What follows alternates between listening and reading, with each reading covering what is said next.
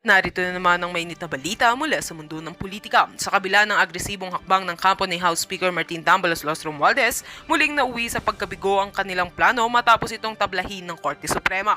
Ayon sa mga insider, ang petisyon na isinampa para umano'y paboran ng kanilang panig ay agad na binasura dahil sa kawalan ng sapat na basihan at umano'y halatang politikal ang motibo.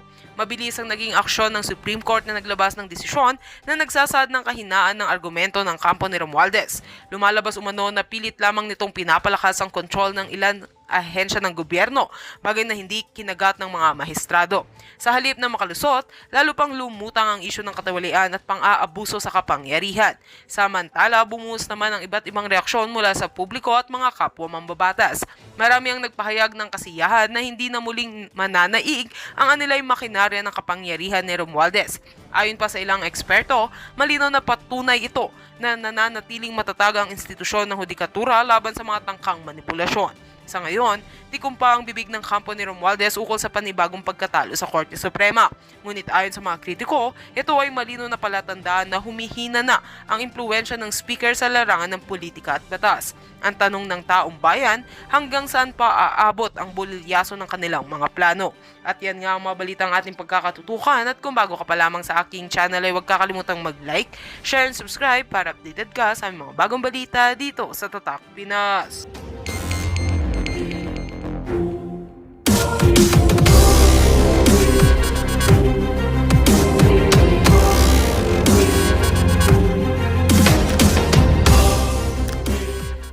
I-erase ng COMELEC o i-block out ng COMELEC yung pangalan kung bago mag-eleksyon ay ni-disqualify na. Kung before proclamation, in other words, nag-i-eleksyon na, tapos saka nag-decide or bago na-proclaim yung kandidato, na-resolve ba? Ay, bakit hindi na? Okay. Before elections or before proclamation, the votes are considered stray. Local government yan. Pag disqualified after elections or after proclamation, yung rule of succession. So, dito mag-a-apply yung kay PRD. So, even assuming wala nang danger ngayon, because of this rule, wala nang danger na makakaupo si Carlo Nograles bilang mayor ng Davao City. Tignan ninyo, before elections or before proclamation, pag na-disqualify, stray votes lang yan, hindi siya na-elect. So, kung sino yung manalo, yun po ang ang iuupo. Basta before elections or before proclamation. Kung after elections and after proclamation, the rule of succession will apply. So, dito na papasok yung kaso ni PRD. PRD, nanalo siya. It's after elections, na-proclaim na siya. So, since na-proclaim siya, pero hindi siya makapag-oath, pwedeng sabihin ng mga Nograles, hala, disqualify yan. Okay. Actually, hindi dapat dinidisqualify kasi na-proclaim siya. Nevertheless, let's say pilitin, maraming milagrong nangyayari ngayon. Kung after proclamation pero i-disqualify pa rin siya, ang uupo will still be Baste Duterte. Okay? So, ulitin ko, kung sa local government position, halimbawa mayor, kung before elections, wala. Yung mananalo, yun yung pro-proclaim kasi yung mga boto nun, stray na lang siya. Pag after elections, and especially after proclamation, succession na.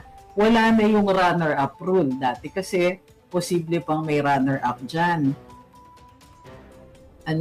Hinihiwalay pa nila yung kategorya. Nagkakaroon pa ng runner-up rule kung yung disqualification happens after proclamation. So, dati yun yung rule. O ngayon, hindi na. So, ito na yung rule. Next, pag Congress or Senate naman, if disqualified before elections, again, stray yung votes. Hindi na siya lalabas dun sa mga winning candidates. If disqualified after proclamation, it will require a special election kasi mababakante yung upuan. So dito makikita, dati kasi magiging kung before proclamation during election tapos na-disqualify siya, magkakaroon yung second runner-up ang mag-a-apply. Ay yung runner-up ang mag-a-apply. Ngayon wala nang runner-up.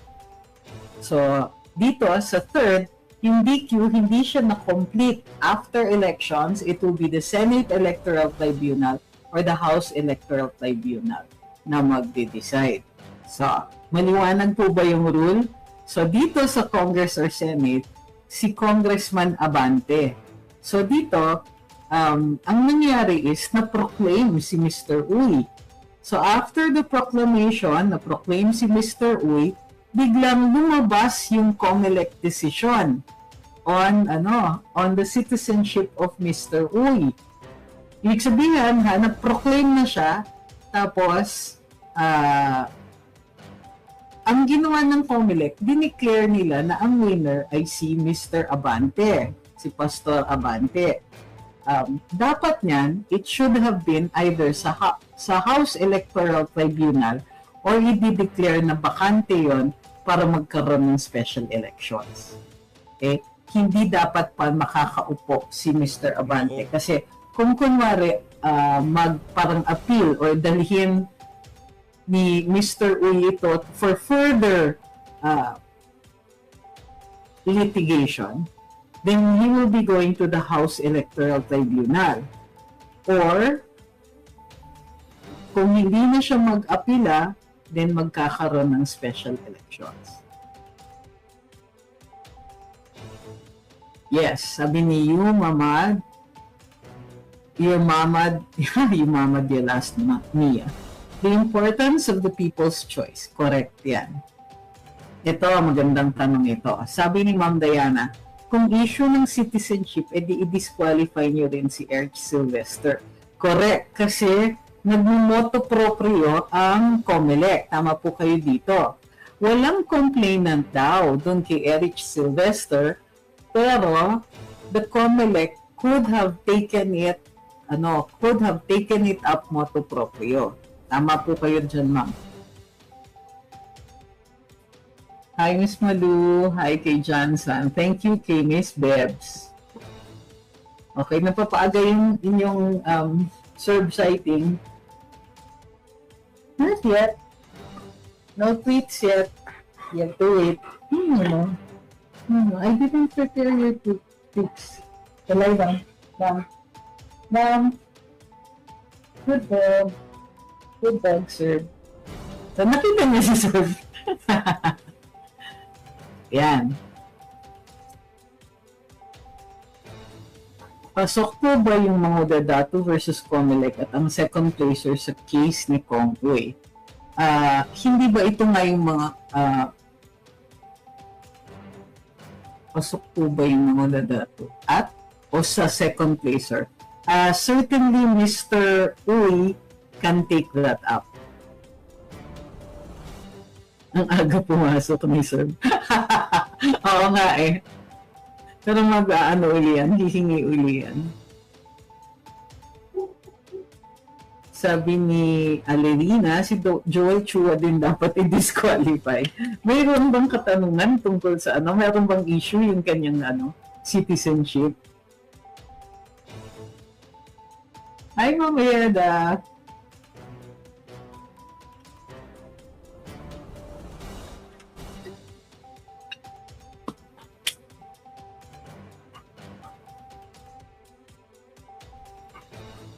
Sabi ni Sir John, naalala ko yung isang FB post ng Luminous.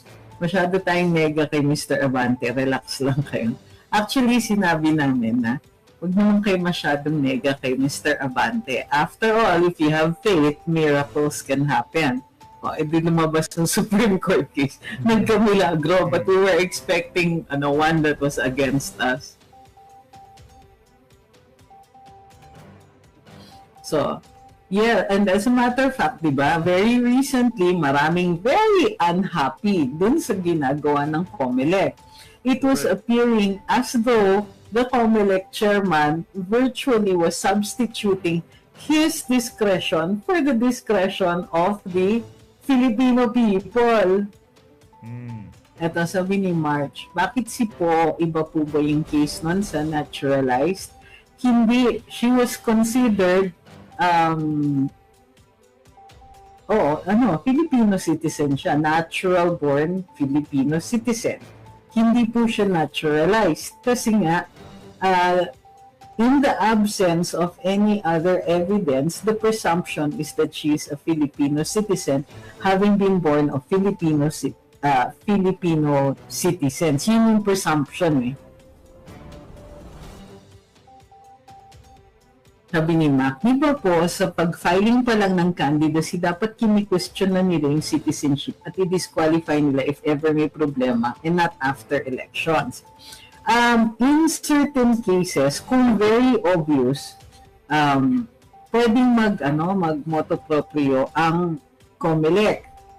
In other cases naman, kinakasuhan yung mga yan. So you can file cases questioning the citizenship of the candidate. Yes, foundling nga kasi daw si Senator Grace. So she was supposedly left at a church. So the presumption, since it was a Philippine church, dito sa Pilipinas lahat ng nangyari, the presumption, she enjoys the presumption. In other words, baliktad, sinabi ng Korte Suprema is that in the absence of evidence, the presumption is that she is a natural-born Filipino citizen. Sabi ni Andeng, paano po ang proseso ng impeachment ng COMELEC Commissioner? Sana magtutumpay si Attorney Harold. Impeachment ba ang final nila? Kasi wala namang immunity ang COMELEC chairman. So, a criminal case can actually be filed against him. Sabi ni Kid, the COMELEC has done so many things para magduda tayo sa mga galaw nila, lalo na itong nagdaang eleksyon. We're living in a reign of terror and Martin Romualdez is the modern Robespierre.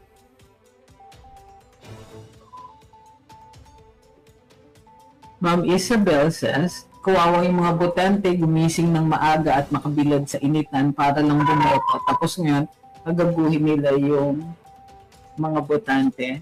Hang on, I think ready to see. Hey, Nemo!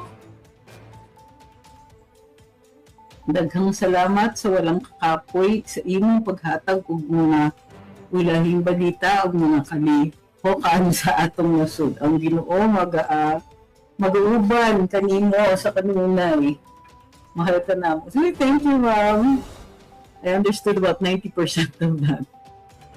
Yes, actually, naghanap sila ng treats. So this is why I still have to figure out the name is Pet Snacks. That's it.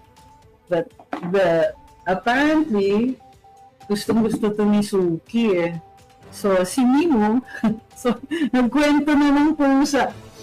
Si Mimo, my new cat, is still trying to fit in with the other cats. So, and he still needs to be neutered. That's why he has to be kept separate. Kaya inaaway siya ni Dini.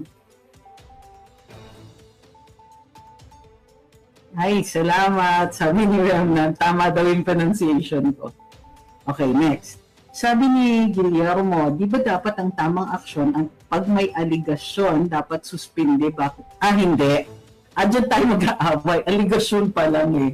Yeah, dapat suspinde. Bakit sa iba na gagawa nila magsuspinde, pero pag kaanib nila, walang aksyon, pati ombuds.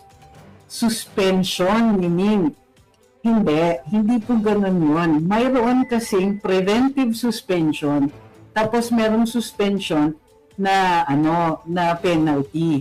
Alam niyo, yung suspension as preventive and suspension as penalty, inaway ako dati ng mga ilang followers kasi sinasabi nila, kung winidhold yung sweldo, di ba penalty pa rin yun? Hindi. So, ulit. So, yung suspension, preventive suspension, yan po ay pagka nagduda, lalong-lalo na sa ombudsman, na baka maapektuhan ng nasa sakdal yung mga witnesses o kaya yung mga dokumento na nandun sa office, then isususpend ka so you stay away from the office so you cannot tamper with evidence. So yun yung preventive suspension. The other kind of suspension is kapag penalty na siya. Ngayon, yung sinasabi ninyong kapag allegation pa lang. So in cases like, kunwari, criminal cases, hindi talaga pwede. But in administrative cases, posible, pero hihingin niyo yan. May chance po ba makaupo si Kong Uy at hindi si Abante dahil dinisqualify siya ng Congress? It depends kasi ang kaso ni Kong Uy ay doon na sa House Electoral Tribunal pupunta. Ngayon, that will be up to his colleagues. Pero kung i-declare naman na bakante yung pwesto, walang uupo. So walang representasyon.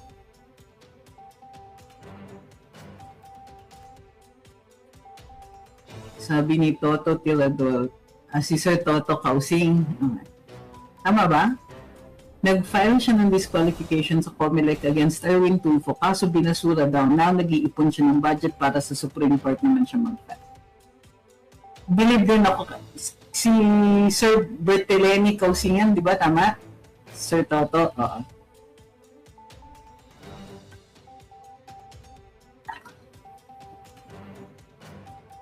Ayan, totoo yan.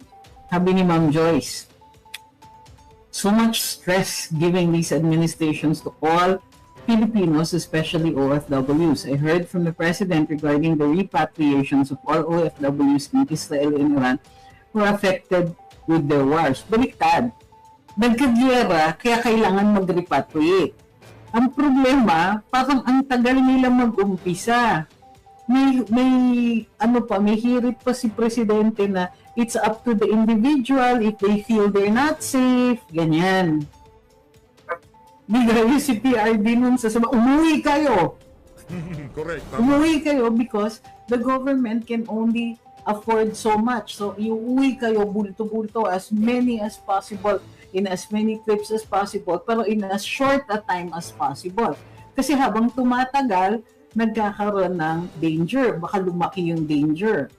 Tapos, also, given the limited resources of government, everything must be done quickly.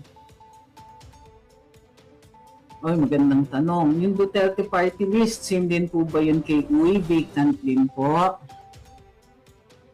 Iba kasi ang ruling ng party list. Hindi siya kasama. Doon sa sa Supreme Court decision, hindi niya binanggit yung party list. So, hindi siya magbabago. Sabi ni Kid Guard, cats aside, sorry, nag-eleksyon pa tayo kung di naman susundin ng COMELEC ang hatol ng bayan by substituting lost candidates. George Garcia must be held accountable for grave injustice. Ako, I agree with that. Dapat lang. Sa tingin natin, napapanahon na para... Bakit pinapasagot si VP Inday sa ombudsman? Actually, kasi ito, baliktad. Bakit dinideny ng Kongreso na nag-file sila ng complaint? Kasi ang ginawa ng Congress, yung Committee on Good Governance, gumawa sila ng report. Tapos yung recommendation nila doon ay ang recommendation nila is imbestigahan at kasuhan si VP Inday. O, edi pagtanggap ni Ombudsman, sabi niya, okay, we'll consider this a complaint. VP Inday, sagutin mo ito para may due process si VP. Aba, nung narinig ng Kongreso, ura-urada sila nagsasabi na uy, hindi kami nag-file ng complaint, Ombudsman ang nag-i-interpret niyan. Di ba parang si Senadora Aimee, pinadala niya yung recommendations at findings ng committee, kahit hindi pa tapos yung committee, kinuha ni Ombudsman, ay nagpasagot siya tuloy kina Sec Boying, Sec Boying, Sec Remulla, kay General Torre, among others. So, pag nagpadala ka ng recommendation for investigation and for investigation or filing as a case by the Ombudsman, edi i-expect ninyo, the Ombudsman will treat it as a criminal complaint. So in the case of VP Inday, he treated it as a criminal complaint. 1/3 din ba ang needed votes to impeach Garcia? Grabe na pa. Yeah. Napakadelikado ng pinagagawa niya at ang rumored suhol na pera pag magreklamo yung mga nanalo can't save him when the Supreme Court decides. Makatalunin pa sinapit kay Andy Bautista. Pag madisbayan, qualified pa rin yan. Ganito, the Supreme Court has ruled before na you cannot do indirectly what you cannot do directly. So nangyari na po yun, nag-file ng disbarment case against the Supreme Court Justice in the hopes na matanggal yung justice na yun. Sabi ng Korte Suprema, dahil sabi ng saligang batas, matatanggal lang ang justice through an impeachment case, kahit i-disbar mo yan, hindi yan matatanggal. Sabi ni Mang Karen, ayan, 1/3 din ng HOR needed votes to impeach Garcia. Grabe na. Baka talunin pa sinapit kaysa kay Andy Bautista. So nasagot ko na yung sa disbarment. Sabi niya, love you attorney, whatever the critics say, your contribution to share your legal knowledge in insights is bigger than any attack. I don't feel like I'm being attacked actually. Ang konti lang na assuming that there are people posting there, marami kasi akong binablock so hindi ko sila nakikita even when they post against Luminous. Kasi the truth is, I don't really care what they think. Sabi ni, oh, shut up. This is what BBM and company don't have. Yung malasakit sa Pilipino, only PRDS explicitly said, mahal ko ang Pilipino, ang bayan ko. Come to think of it, have you ever heard the same from BBM? I haven't. Have you? Yun, sabi ni Ma'am John, para magpadala ng recommendation if the OMB will not act on it. Ang nakakamangha doon, yung reaction ni Spokes ng Congress. Kasi, sabi niya, hindi naman kami nag-file ng complaint. Tapos, hindi pa rin pala niya nabasa yung order ng OMB requiring VP Inday to answer. So, ewan ko sa kanila dyan. Hindi ready rin si Spokes for the Abante for the questions kasi hindi pa niya pala nababasa yung sa OMB. Hi kay Sir Jake, thank you. Thank you kay Sir Paul, kay Batang Colus, kay Sir Paul ulit. Thank you kay Franz, Nat Castro. Kay Trevor, maraming salamat po. At kay Batang Colus, kay Isobel, kay Sir Art, kay Lupin, the usual suspects, hi kay Amy, hi kay Bebsten. Ayan, okay na. Game. Hi kay Denzel. Pwede ba silang makontempt if di sila sumagot?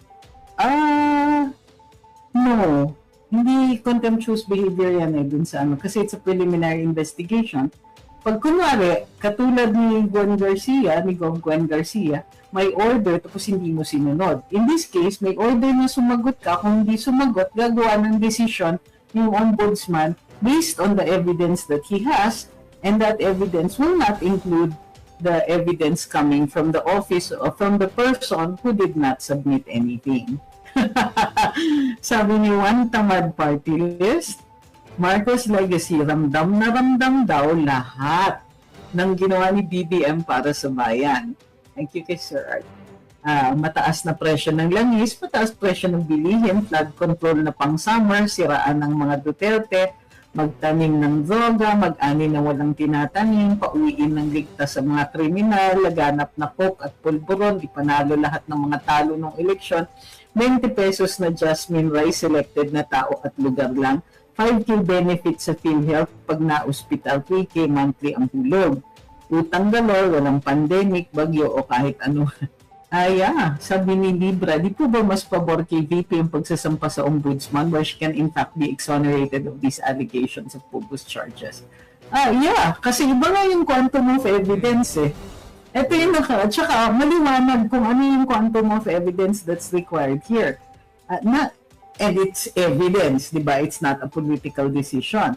Pero kaya dinideny ng Congress through their spokes si Attorney Princess.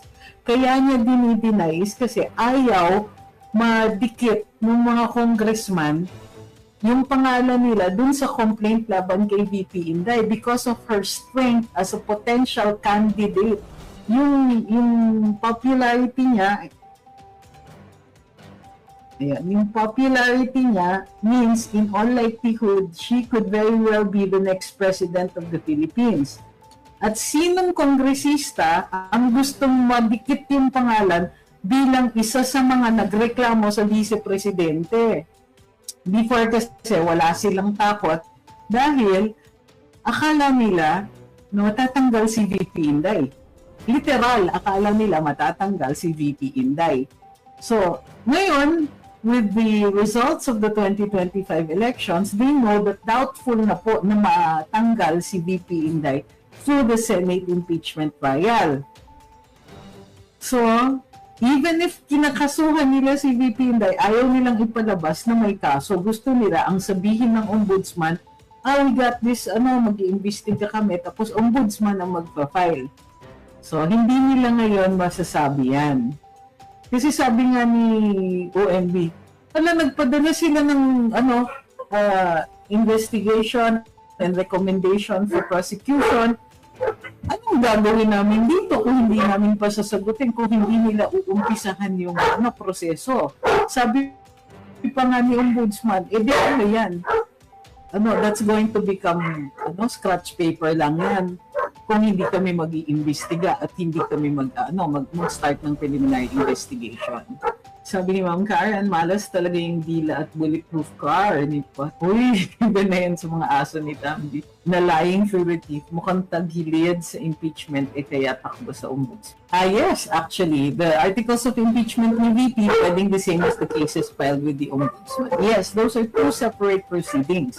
Iba po kasi yung character.